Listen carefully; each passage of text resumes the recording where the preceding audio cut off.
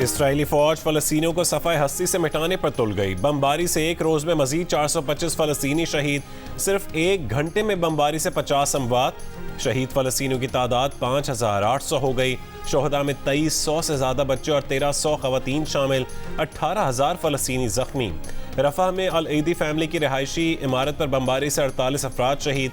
44 अमवात गजा के जनूबी इलाके पर बमबारी से हुई। सिर्फ एक घर पर हमले में 18 शहादतें।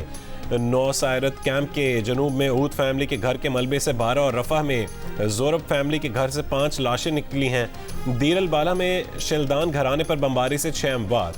बिजली न होने से इंक्यूबेटर्स में मौजूद 120 बच्चों, कैंसर के 2000 मरीजों और डायलिसिस के हज़ारों मरीजों की जान को भी खतरा लाहक। अक़वाम मुत्तहिदा ने खबरदार किया है कि अगर ईंधन ना मिला तो आज गजा के अस्पताल बंद हो जाएंगे। शहरियों पर बेदरीग बमबारी के खिलाफ फ़लस्तीन की मुज़ाहमती तंजीमों के इसराइल पर रॉकेट और ड्रोन हमले।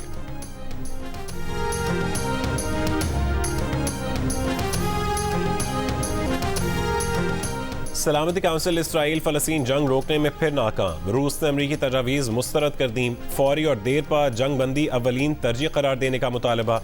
जोर दिया कि गजा के शमाली इलाके से मकीनों को जनूब बेदखल करने का हुक्म वापस लिया जाए। चीनी मंदूब का भी सबसे पहले जंग बंदी पर जोर। अमरीकी वज़ीर ख़ारजा एंटनी ब्लिंकन ने इल्ज़ाम आयद किया कि फ़लस्तीनी तंजीम हमास और लेबनानी तंजीम हिज़्बुल्लाह को तेहरान की हिमायत हासिल है। तस्लीम किया कि तनाज़ा वसी जंग की शक्ल इख्तियार कर सकता है। सऊदी वज़ीर ख़ारजा का गजा का मुहासरा फौरी ख़त्म करने का मुतालबा। अक़वाम मुत्तहिदा के सेक्रेटरी जनरल एंटोनियो गुतरेज़ ने कहा है कि इसराइल पर हमास के हमले ऐसे नहीं हो गए। फ़लस्तीनी 56 साल से घुटन ज़दा कब्जे का शिकार रहे। गुतरेज़ ने आईना दिखाया तो इसराइली वज़ीर ख़ारजा बुरा मान गए। गुतरेज़ से तय मुलाकात मनसूख। सेक्रेटरी जनरल से मुस्ताफ़ी होने का मुतालबा। इसराइल गजा में फ़लस्तीनियों की नस्ल कुशी कर रहा है। अक़वाम मुत्तहिदा में पाकिस्तान के मुस्तक़िल मंदूब मुनीर अकरम का सलामती काउंसिल में खिताब। कहा कि पाकिस्तान फौरी और गैर मशरूत जंगबंदी का मुतालबा करता है।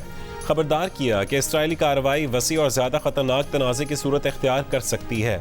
सूरत हाल के ज़िम्मेदार वही हैं जो इस तनाज़े को बढ़ावा दे रहे हैं। उर्दन की मलका रानिया का अमरीकी TV को इंटरव्यू। कहा कि मगरबी ममालिक फ़लस्तीनियों के कत्लेआम में इसराइल के शरीक जुर्म है। खबरदार किया कि हमास को ख़त्म भी कर दिया गया तो काबिज़ इसराइल के खिलाफ फ़लस्तीनियों की मज़ाहमत जारी रहेगी।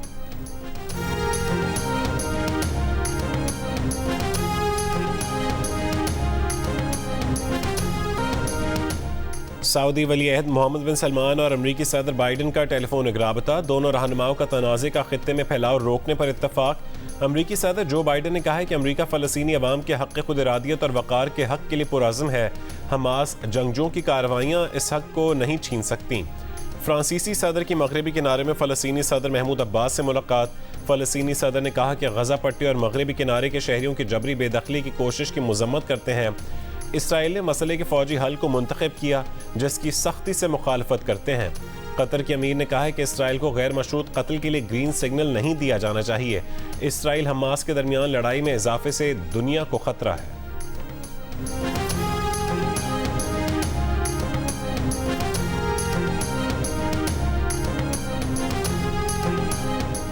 फ़लस्तीनियों से जंग में इंसानी जानों की कीमत नज़रअंदाज करना इसराइल को महंगा पड़ेगा।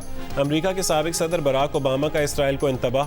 कहा कि गजा के महसूर शहरियों के लिए ग़िज़ा, पानी और बिजली की फरहमी बंद रखने से इंसानी बहरान बदतर होगा। फ़लस्तीनियों की नस्लों का रवैया इसराइल के बारे में सख्त गिर हो जाएगा। इसराइल के लिए आलमी सपोर्ट भी ख़त्म होती चली जाएगी और ख़ित्ते में अमन व इस्तेहकाम की तवील बुनियाद कोशिशों को भी नुकसान होगा। अमरीका की साबिक वज़ीर ख़ारजा हिलरी क्लिंटन को मुबाहिसे में तनकीद का सामना। नौजवान ने कहा कि जो बाइडन की पॉलिसी अमरीकी अवाम की तर्जुमान नहीं। बाइडन इसराइल, ताइवान और यूक्रेन के लिए $100 अरब कांग्रेस से मांग कर अमरीका को तीसरी आलमी जंग में धकेल रहे हैं। हिलरी के लिए दिफा करना मुश्किल हो गया।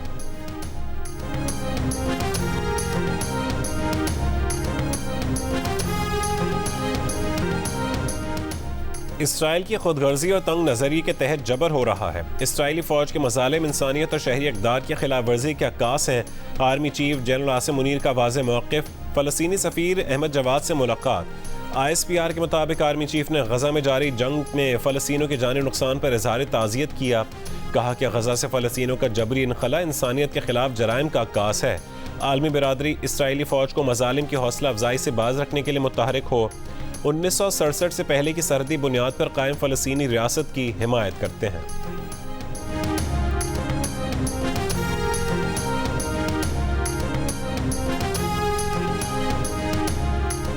तोशा खाना और 190 मिलियन पाउंड केस में चेयरमैन पीटीआई की जमानत बहाली की दरखास्तों पर समाअत आज होगी। Chief justice Islamabad high court Aamir Farooq की सरबराही में 2 रुकनी बेंच समाअत करेगा। अदालत ने अदम पैरवी पर चेयरमैन पीटीआई की जमानतें खारिज कर दी थीं। नवाज शरीफ ने एहतसाब अदालत और इस्लामाबाद हाई कोर्ट में सरेंडर कर दिया। जमानतें मिल गईं। इस्लामाबाद हाई कोर्ट ने नैब के अदम में एतराज़ पर नवाज शरीफ की हिफाजती जमानत में 26 अक्टूबर तक तौसी कर दी। तोशाखाना केस में एहतसाब अदालत ने नवाज शरीफ के वारंट गिरफ्तारी मुअत्तल कर दिए। नवाज शरीफ ने दरख्वास्त की कि वो बीमार हैं, हर समाअत पर नहीं आ सकते। उनकी प्लीडर की दरख्वास्त भी मंजूर। जमशुदा प्रॉपर्टी बहाल करने की दरख्वास्त पर नैब को नोटिस। गुज़िश्ता समाअत पर इस्लामाबाद हाई कोर्ट में जज और नैब प्रोसिक्यूटर के दरमियान दिलचस्प मुकाबला। क्या नैब नवाज शरीफ को गिरफ्तार करना चाहता है? नहीं। क्या नैब को नवाज शरीफ की हिफाजती जमानत की मुद्दत बढ़ाने पर एतराज़ है? नहीं। जस्टिस गुल हसन औरंगजेब ने कहा कि वो 5 साल बाद इन केसेस में वापस आए हैं। क्या ये वही नैब है? जब नैब किसी चीज़ की मुखालफत ही नहीं कर रहा तो फिर अपीलें कैसी? चेयरमैन नैब से हिदायत ले लें। अदालत का वक्त क्यों ज़ाया कर रहे हैं? वाज़े बता दें ताकि अदालत फैसला देकर कोई और काम करे। समाअत 20 नवंबर तक मुलतवी।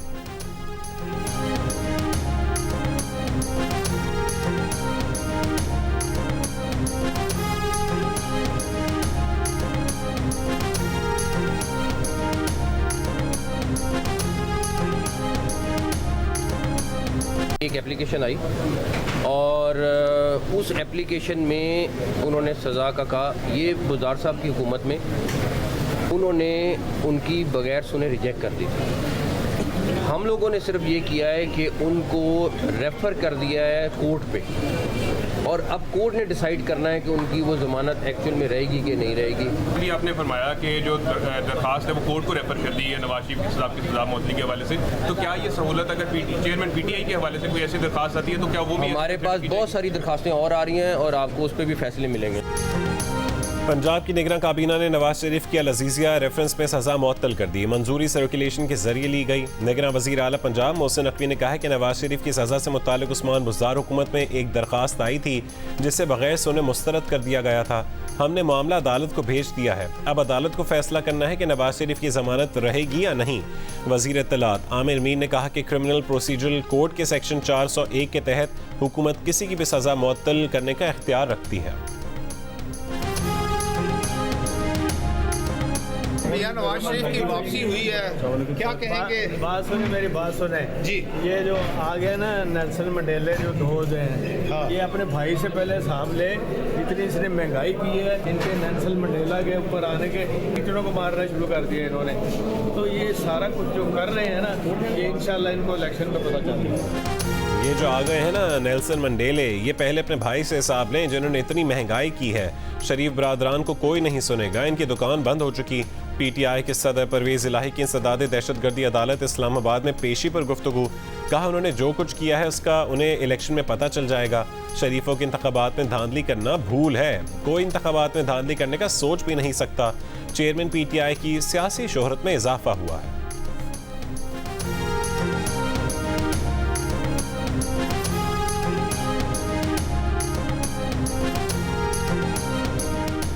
मुल्क में फ्री एंड फेयर इलेक्शन चाहते हैं। इंतखाबात का ऐलान अधूरा है, फौरी तारीख का ऐलान किया जाए। रहनुमा ANP मियां इफ्तिखार हुसैन का शब कदर में अवामी नेशनल पार्टी के वर्कर्स कन्वेंशन से खिताब। कहा मरदमशुमारी में खैबर पख्तूनख्वा के लोगों की तादाद कम हो गई। हल्के कम होने से NFC अवार्ड में हमारा हिस्सा भी कम हुआ है। अपने हिस्से और इख्तियार के लिए जद्दोजहद जारी रखेंगे।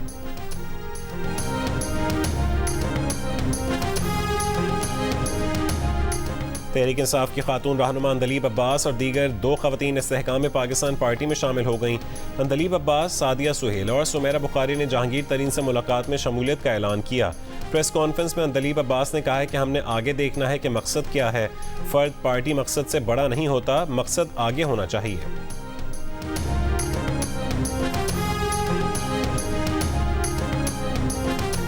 9 मई मुकदमात में चेयरमैन PTI की अबूरी जमानत मुस्तरद करने के खिलाफ दायर मुतफरिक दरखास्तों पर समाअत आज होगी। जस्टिस आलिया नीलम की सरबराही में लाहौर हाई कोर्ट का 2 रुकनी बेंच समाअत करेगा।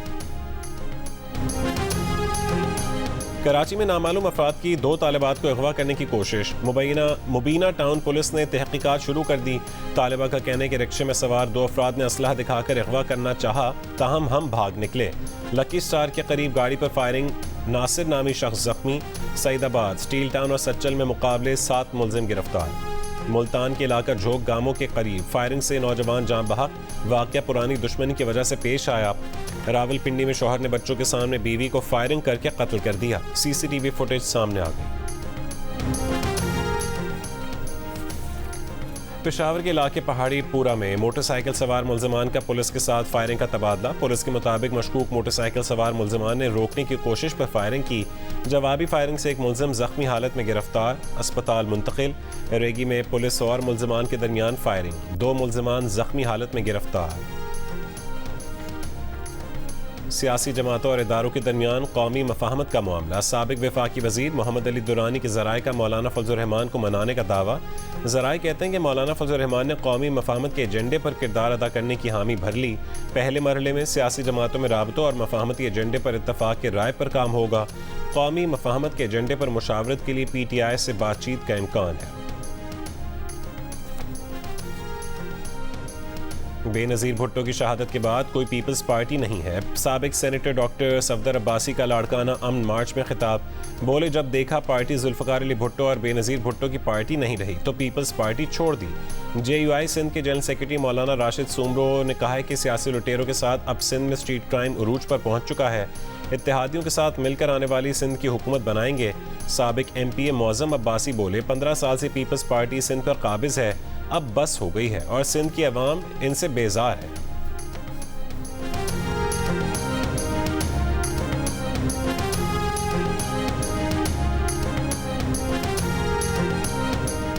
गवर्नर सिंध कामरान टिसोरी की पीर पगारा से उनकी रिहाइशगाह पर मुलाकात।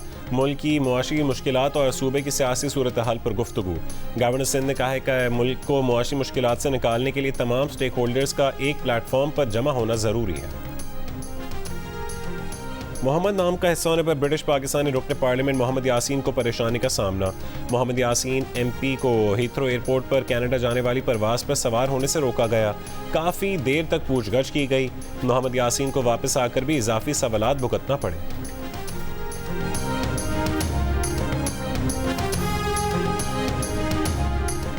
अमरीकी वज़ीर ख़ारजा एंटनी ब्लिंकन ने कहा है कि अमरीका ईरान के साथ तनाज़ा नहीं चाहता। साथ ही खबरदार भी कर दिया कि ईरान या उसकी प्रॉक्सीज़ ने कहीं भी अमरीकी एहलकारों पर हमला किया तो वाशिंगटन फैसला कुन कार्रवाई करेगा।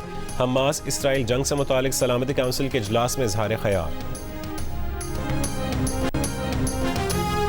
पाकिस्तान और बांग्लादेश वुमेन टीमों के दरमियान पहला T20 मैच आज चट्टोग्राम में खेला जाएगा। कप्तान निदा डार कहती हैं, जनूबी अफ्रीका के खिलाफ सीरीज़ के बाद टीम का अच्छा मोमेंटम बना हुआ है। बारिश के बावजूद हमें 2 ट्रेनिंग सेशंस मिल गए हैं। तैयारी अच्छी है। T20 और वनडे सीरीज़ में अच्छा रिजल्ट देंगे। क्रिकेट वर्ल्ड कप में आज नीदरलैंड्स का मुकाबला ऑस्ट्रेलिया से होगा। मैच दिल्ली में पाकिस्तानी वक्त के मुताबिक दोपहर 1:30 बजे शुरू होगा।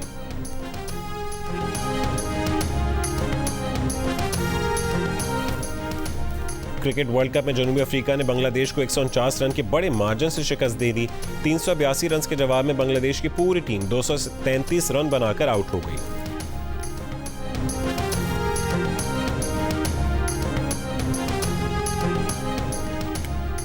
क्रिकेट वर्ल्ड कप के हर मैच पर रज़ाक, इमाद और आमिर की माहिराना राय। देखिए प्रोग्राम हारना मना है में रोजाना रात 11 बजे की हेडलाइंस के बाद सिर्फ जियो न्यूज़ पर।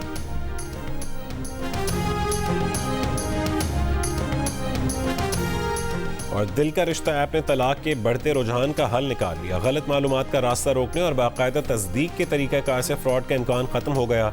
सारिफीन के एतमाद ने उसे पाकिस्तान की नंबर 1 रिश्ता ऐप बना दिया।